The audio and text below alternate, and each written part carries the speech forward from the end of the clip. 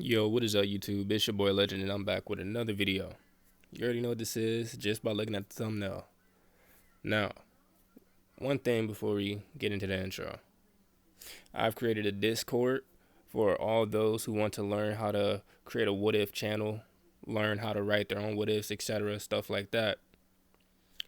So, I'll have the link to my Discord in the description. But without further ado, let's get into this intro so we can start this what if. But I won't give up, I'll never stop till I wash up on the sand or my heart finally stops. I will be the best, headed out for change, I just started on my quest. Yeah, the world will know my name, I'm excited, I'm obsessed. No one in my way but myself and a test. Yeah, I will be the best, yeah, I will be the best. Life is just a game, I'll be playing till I rest. I'll be there to claim my own spot among the best. Deep within my mind, I'll put all my fear to rest. Cause I will be the best, yeah, I will be the best. The tuning exams begin. Naruto jumped from roof to roof as he made his way through the village. In 2 days was the start of the tuning exams, and his team was in it. Here in Yelly, he came to the familiar sight, Kankuro picking on Konohamaru. Really? This again? Naruto thought as he jumped down from the roof behind the Suna Shinobi. You know, picking on the Hokage's grandson could lead to a problem between our villages, Naruto whispered into the cat man's ear. The Suna ninja quickly paled as he dropped the kid. Tamari, on the other hand, couldn't help but blush. He's hot, the blonde thought, as a faint blush dusted her cheeks. Good. Now, can you please tell me what this boy did that you, Shinobi, would have to threaten him? Naruto asked with a overly sweaty smile as he leaked a bit of killer intent that caused the redhead watching from the trees to blush at the bloodlust. I'm sorry, sir. It was a misunderstanding, Kankuro said, raising his hands in defense from the blonde who smirked at the puppet user's reaction. Naruto smiled in satisfaction, turning to Tamari. Nice to meet you, beautiful. May I know your name? He said to the fan user, causing her entire face to go red. Tamari, she said as she looked at the ground. The girl in the tree glared down at the blonde Kunoichi, who had gained the attention of the blonde man. Nice to meet you, Tamari-chan, Naruto said as he took her right hand and planted a kiss on it. He always did have a crush on the desert Kunoichi in his world, but never had the time to ask her out. Turning to one of the trees near the road, you can come out now, you know, Naruto said. In a swirl of sand, a red-haired beauty appeared before the three shinobi. She had dark red hair that reached her mid-back and parted on the left, leaving a kanji for love exposed on her forehead, with a bang framing the left side of her face, like Gaara. She had a black lining around her eyes, her emotionless emerald green eyes, which held a radiant beauty behind them, buried behind all the pain that she had lived through. She wore a black full bodysuit with a t-shirt like sleeves, 3/4 length legs, and an open neck. With this, she wore a pink cloth over the right shoulder and the left side of her hips, and a wide leather band system over the left shoulder and right side of her hips. With this leather band, she carried around her gourd that contains her sand.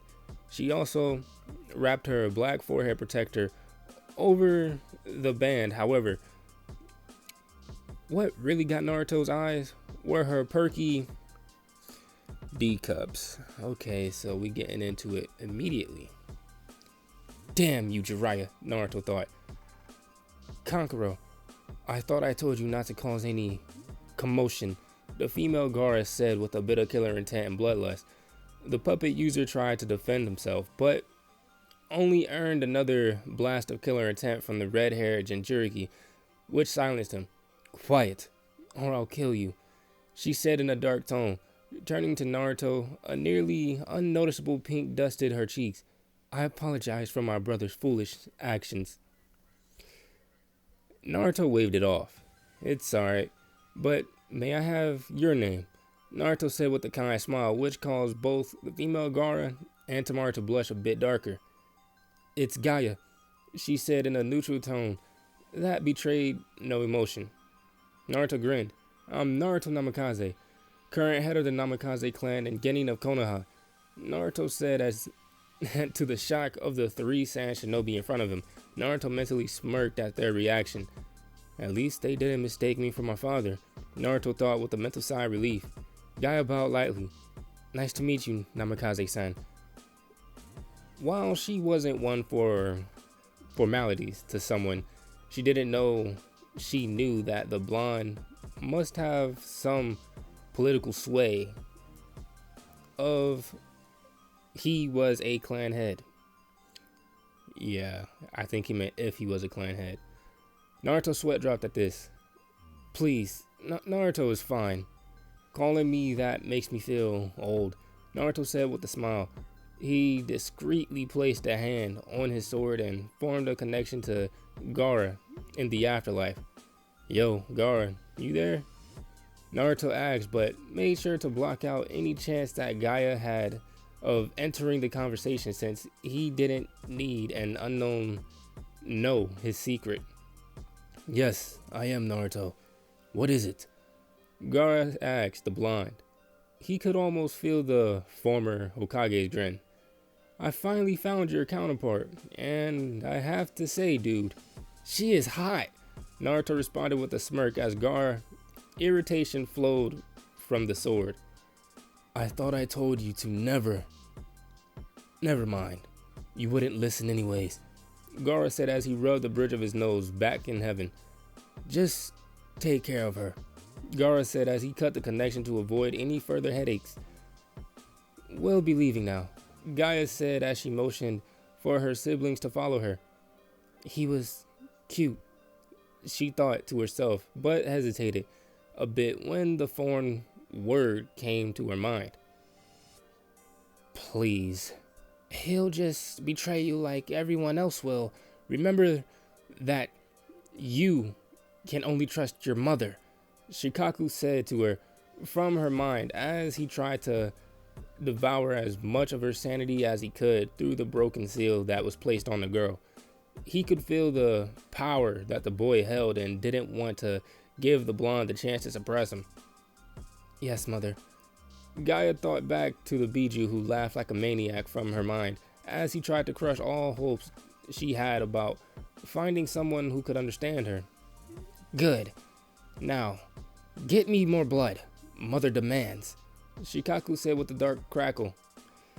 Before Gaia could respond, Naruto called out to her. Hey, want to hang out a bit tomorrow? I would love to get to know someone from a different village, Naruto said with a large grin. He would help her out as much as he could so that she doesn't go on a rampage like Gaara did all those years ago. Don't, child. He'll just betray you, just like that traitorous uncle did, Shikaku roared as he desperately tried to convince her of rejecting the hand of friendship offered to her by bringing up one of the most painful moments of her life. No, Gaia said coldly as she walked away from the blonde, who frowned at the response. He knew he would have to do something about that dog Shikaku, who was manipulating her from the inside. Naruto's smile turned back at full force. Okay then, see you at the Chunin exams, Naruto said as he walked away from the who looked back at him, wondering the same thing. How did he know? 2 days later, Naruto and his team walked into the academy building as they prepared to take the Chunin exams. Neither Sayuri or Narumi knew about the invasion since they were gaining, so Naruto couldn't tell them anything. His team stopped in the front of the door. What is this? Sayuri growled as she saw an illusion over the door showing the wrong number. Drop the it. She was cut off by Naruto, who covered her mouth. Be quiet, Seichan. It was put there to weed out the weak and foolish, Naruto whispered as he pushed her along. Stop right there, you three. We have taken the exams over 10 times and still failed. What makes you think that an academy fresh genin like you can? One of the two who stood in front of the door said, letting out a spike of killer intent, to let them know just who he was. Are you saying that the Namikaze head, Kyuubi Jinchuriki, and the last loyal Uchiha aren't really? Naruto said as his Tengen flashed for a split second. Both guards paled as they realized just who they had insulted. Both quickly ran away, pushing a few genin out of the way as they ran. I challenge you to a spar. A boy with overly thick eyebrows and a bowl cut, wearing a green skin-tight jumpsuit and green leg warmers, yelled as he pointed at Sayuri. Behind him was both his teammates as they looked embarrassed. No, Naruto said in a firm tone. Who are you? Sayuri asked. I'm Konoha's beautiful green beast, Rock Lee, he said, as he did a nice guy pose. Now, I demand a spar from you, Sayuri-chan, he said as he pointed at the Uchiha once again. I said no, Naruto said in a firm tone once again. In his world, Sasuke had lost badly, and it contributed to him turning to the path of evil. Oh, you're Yondaime-sama, Rock Lee said as he realized who he was talking to. Naruto face vaulted before glaring at the green wearing genin. I am not Minato Namikaze, I am Naruto Namikaze, Naruto yelled at the boy, who took a step back at the large amount of killer intent towards him. That exploded from the blonde. My apologies, Naruto-kun, Lee said as he bowed before going on about he would run 200 laps around the village if he ever forgot Naruto's name again. Whatever, Naruto said as he and his team entered the exam room.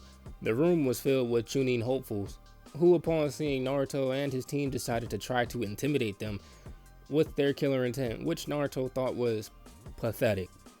This, however, was put to an end when one of the shinobi from Iwa yelled out something that really pissed Naruto off. It's the Yondaime Hokage! The shinobi yelled out, which launched the room into an uproar of chaos. Really? An entire room of genin think that I'm my father, Naruto thought as he released a bit of killer intent, which caused everyone in the room to pale. I am not Minato Namikaze, Naruto said through gritted teeth. Seeing the state of everyone in the room caused Naruto to sweat drop. This is going to be too easy, Naruto said as he and his team, followed by Team 9, walked into the room. The other Konoha team was shocked to see the power that Naruto had. To be able to bring down a room of ninja, even if they were genin, was an achievement, considering he was also a genin. Naruto-kun, Naruto heard from behind him as Ino ran and jumped into his arms. Naruto had decided to take her as one of his official girlfriends after the mission to Nami no Kuni. Ino quickly claimed his lips, leading into a quick makeout session. He's not all yours, you know, Inoko's voice said from the door as she and her team entered the room. Behind her was Shino and Hinata. How? Now, no one would expect that Hinata would still be the shy but kind girl she was already, right? Wrong. In this world, she was significantly colder and much more confident, Hyuga-like. Most of her family. He had found that without someone to look up to as a role model, she ended up breaking down. Quiet, mutt, Hinata said as she walked past her teammates and up to Narumi. A faint blush dusted her cheeks. Narumi-chan, would you like to come over to the Hyuga compound after the exam is over and have a little fun? What's going on here? The Hyuga heiress said to the blonde Namikaze. Hinata-san, I already told you that I'm in a relationship already, and I don't play for that team, Narumi cried out. The Hyuga heiress had been trying to get her to agree to go out with her since the academy, but she had told her time and time again that she was in love with someone else. The Hyuga activated her Byakugan and glared at Naruto. I will have her one day, she said before stomping off. Naruto's sweat dropped. As at the Hinata's behavior, he knew that she was still loyal to the village and had a heart deep inside, as shown for her love for Narumi. You guys should learn to be quiet. A silver-haired genin from Konoha that Naruto knew all too well. He wasn't able to finish that sentence as Naruto planted his fist into his gut. Shut it, snake, Naruto growled as he tossed him towards the man's teammates. Everyone looked at Naruto in shock, but decided not to say anything in fear that they would suffer the same fate that the glasses-wearing genin suffered. Naruto would have killed him, but that would have alerted Orochimaru to their plans of taking him out. Alright, no more fighting. A voice boomed out as Ibiki Marino, a large man wearing a black trench coat and bandana-style forehead protector, ordered. Any more fighting, and you'll all be disqualified, the pt9 expert threatened. Naruto looked at Ibiki and nodded.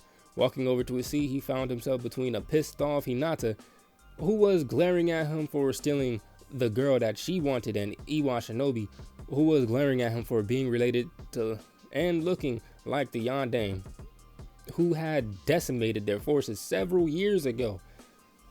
The first exam is a written exam. You have 1 hour to answer the 9 questions given to you, and 1 more at the end. If you are caught cheating, you will lose 2 points of your total score the first time, 4 for the second, and 6 for the last, which will be an instant failure. If your score is less than 1 when the exam ended, then you and your team is disqualified. Ibiki explained the rules of the test. They were a bit different from the time he took them, but they were similar enough. Naruto answered all the questions within a few minutes. Thanks to his amount of experience in the battlefield, he looked around and decided to take a nap. Our blonde demonic hero was awoken by Ibiki telling everyone that there was only 10 minutes left and he would be given the final question. The final question is different from the rest. If you want, you can leave now and take the test again in 6 months, the scared special Jonin said. Why would we quit? We already took the other questions, Inoko asked the proctor. Ibiki smirked. Because if you get the question wrong, then you will be barred from ever taking the Chunin exams in any country or village ever again, he said with a sadistic smirk as all the genin gasped at what he was implying would happen. But that's not fair, Tamaru protested. There are people here who've taken the exam several times before, and they have never had to do this stupid question. Well, your group was unfortunate enough to get me as their proctor, so I make the rules. Now choose. And just like that, over half of the teams quit, including a team with a certain weak pinkette Banshee, who was glaring at her for quitting. Unlike last time, Naruto didn't yell out that it was a bullshit, since he didn't have to worry about Sasuke quitting, or Sakura. After most of the teams left, leaving only about 23 teams left, well then, all of you who remained, you pass, Ibiki said with a smirk at all the shocked faces that he was receiving from the remaining genin. In the shinobi world, you sometimes have to make hard decisions. In the field, bad information could lead to your team dying, he said as he removed his bandana, showing everyone the burn scars and the holes in his head. He put it back on and was about to continue when he was interrupted by something going through the window.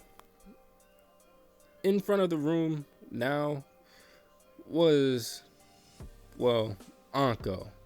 She had a banner with her. It read, "The sexy and single second exam proctor, Anko Mitarashi." The woman known as Anko had a light brown pupilless eye and violet hair, which was styled in a short spiky fan ponytail. She wore a tan overcoat with purple in the seams, which had a pocket on both sides and completed with a fitted mesh bodysuit that stretches from her neck all the way down to her thighs. She wore a dark orange miniskirt as well as the forehead protector, a small pendant which looked like a snake fang on a thick cord rather than a chain to prevent it from being easily torn off in combat. A wristwatch, pale gray shin guards. She also wore a dark blue belt around her waist that connects to her skirt that has an appendage-like sash. "Come on, brats, I'm the second proctor, Uncle Mitarashi. Now, let's get going," she said before seeing Naruto. Smirking, she shunshined over to him and wrapped her arms around his neck from behind. "Oh, Naruto-kun, you're in the exams?" she whispered into his ear.